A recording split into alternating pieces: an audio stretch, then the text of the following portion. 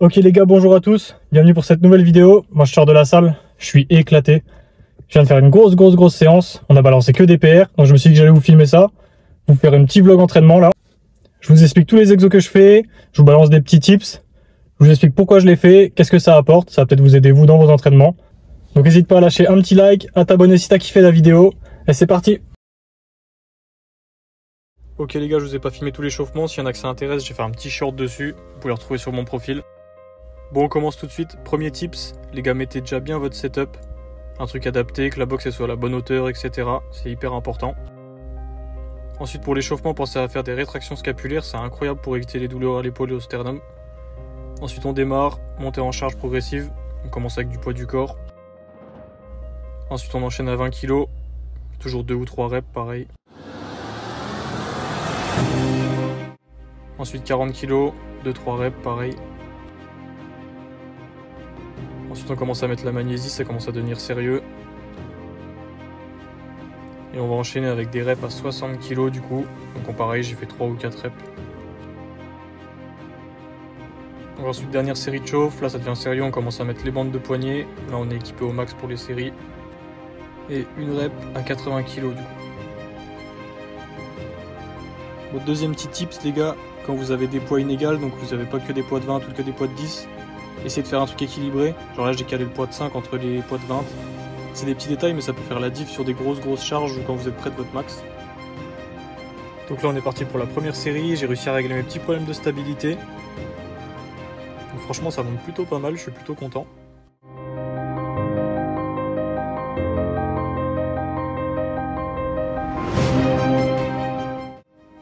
La deuxième série, à savoir que 85 kg c'était mon max il y a quelques mois. Donc ça fait plaisir de le taper en rep et même en série. Et ça monte plutôt facilement, franchement c'est plutôt cool. Et pour ceux que ça intéresse et qui s'entraînent souvent en chaussettes, moi j'ai acheté des slippers. Donc là c'est des Silent Worker, des Sumo V2 du coup parce qu'il y a des petites accroches sur les côtés. Et franchement c'est vraiment pas mal pour faire des dips parce que tu peux accrocher les poids avec tes pieds. Et pour ceux qui veulent faire des compétitions, étant donné que tu es obligé d'avoir des chaussures, bah c'est plutôt cool parce que tu as des chaussures légères et qui ont quand même une utilité par rapport à des chaussures basiques qui vont pas te servir à grand chose du coup. Et pour 40 balles c'est vraiment un bon rapport qualité-prix. Un petit coup de magnésie et on est parti pour la toute dernière série du coup, quatrième série de mon 4x4. Donc c'est un PR, elle va passer plutôt bien, je suis sur un RPE 8 à la fin donc franchement c'est plutôt cool. On n'est pas encore en fin de bloc, encore une semaine, donc ça fait plaisir, encore un petit peu de marge.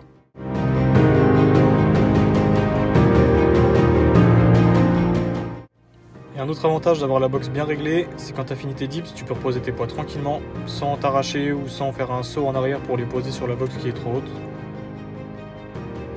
Donc ensuite on va passer au squat. Donc squat franchement j'ai beaucoup de progrès à faire, surtout sur mon bracing. Donc là j'avais un 4x5, 142,5 du coup. Du coup j'arrive à enchaîner assez vite, mais ouais j'ai du mal à reprendre mon bracing entre les séries. Et j'ai du mal même à faire mon bracing, c'est une technique que j'ai encore pas trop bien assimilée. Mais ça monte bien et j'ai bien progressé sur le squat. Squat j'avais un max à 110 en janvier. Donc là je fais des reps à 142,5, franchement c'est plutôt cool. Je pense que la dep c'est plutôt bonne. Mais il faut vraiment que je m'améliore sur le bracing pour pouvoir lâcher plus que ça. Donc là je vous laisse avec la deuxième série. Pareil elle va passer plutôt bien. Niveau matos, du coup, j'ai des bandes de poignets A7 qui sont vraiment pas mal. Les genouillères, c'est des SBD, c'est des anciennes, je vais peut-être m'acheter les nouvelles. Les chaussures, c'est des Powerlift de chez Adidas.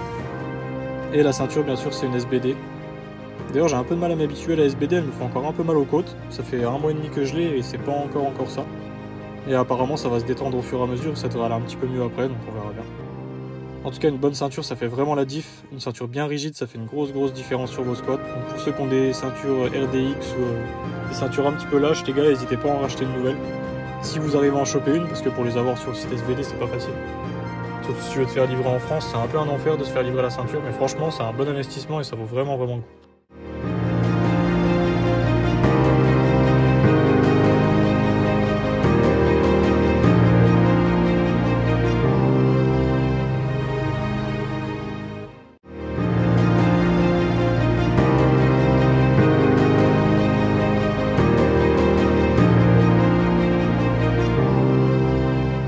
Ok les les gars, donc dernière série. Là le but c'était de finir assez rapidement, comme ça on est sur un RPE pas trop élevé.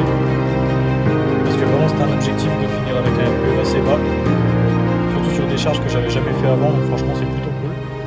Donnez-moi votre avis, mais moi je pense que je suis sur un RPE 8, 8,5 à la fin là, donc c'est plutôt cool.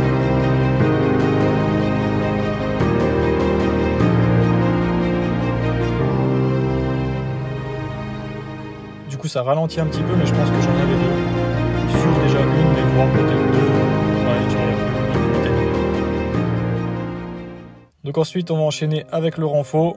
Donc premier exo, ça va être des extensions triceps. Petit tips pour ceux que ça intéresse. Les poids ils montent vraiment beaucoup d'un coup. C'est des plaques de 2,5 et ça fait vraiment une diff. Donc n'hésitez pas à enlever le petit loquet. Et à caler un petit poids de 1,25 histoire d'avoir juste une petite différence pour faire une petite surcharge progressive parce que ça se peut que vous échouez après en rajoutant une plate.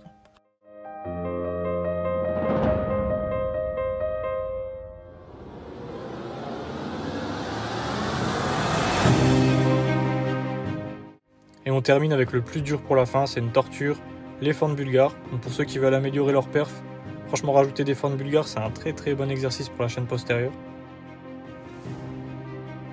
Donc même si c'est dur, même s'il donne envie de vomir et que vous en pouvez plus, n'hésitez pas à le placer dans vos séances les gars.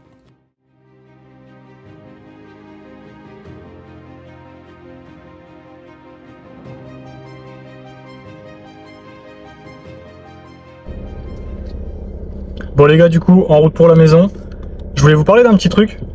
J'étais sur Insta dans ma séance là, et je suis tombé sur des gars. Bon, c'est des gars qui étaient déjà très forts avant, et qui ont explosé leur total là. Je tombe par exemple sur Aubin, il a fait un dips à 145 kg. Franzi, il a publié son total pour la final rep là, il avait 495 kg. Bon, c'est des totals de powerlifting les gars, tu en vois. Et clairement je me dis, est-ce que je vais réussir à me qualifier cette année pour la FNSL? Je pense que ça va être très compliqué. Donc vraiment si j'en vois pas au moins un total à 400, voire même peut-être plus, juste pour réussir à se qualifier. Mais ça commence à être bien parce que ça commence à prendre de la valeur. Par exemple on regarde l'année dernière, celui qui est arrivé dans les derniers il avait 350, 60. C'est honorable, c'est déjà des bonnes perfs, mais c'est pas non plus un gros total. C'est pas un total impressionnant j'ai envie de dire. Mais franchement c'est cool. Le street c'est en train de devenir une grosse discipline. Et ça fait plaisir de voir des totals comme ça. Bon par contre les gars calmez-vous un petit peu parce que j'aimerais quand même bien me qualifier moi à la fin d'année. Donc en attendant, prochain objectif. Du coup on a ajouté des objectifs à la liste. Je vais essayer de participer au championnat de France de traction du coup. Donc, pour se qualifier je vais devoir envoyer des perfs avant entre le 21 août et le 21 septembre il me semble. Du coup on va essayer de se qualifier pour ça. Ensuite il n'y a pas encore les dates mais ils vont sûrement passer les championnats de France de dips. Donc, je vais essayer de me qualifier aussi pour les championnats de France de dips. Et si tout ça ça passe et que tout se passe bien dans la prog comme ça avance en ce moment là, parce que ça avance vraiment pas mal, normalement on devrait participer au championnat de France en fin d'année. Du coup les gars, si vous voulez suivre tout ça, je vais un peu vous partager comme là, hein. Je vais vous partager un peu mes entraînements, des petits tips, un peu comment j'évolue, etc. N'hésitez pas à vous abonner, à poser un petit like, ça apporte toujours de la force. Mettez un petit commentaire si vous avez kiffé. Si vous avez des petites idées de vidéos ou qu'il y a des trucs qui vous intéressent, n'hésitez pas à le dire aussi. Et on se retrouve bientôt les gars pour une nouvelle vidéo.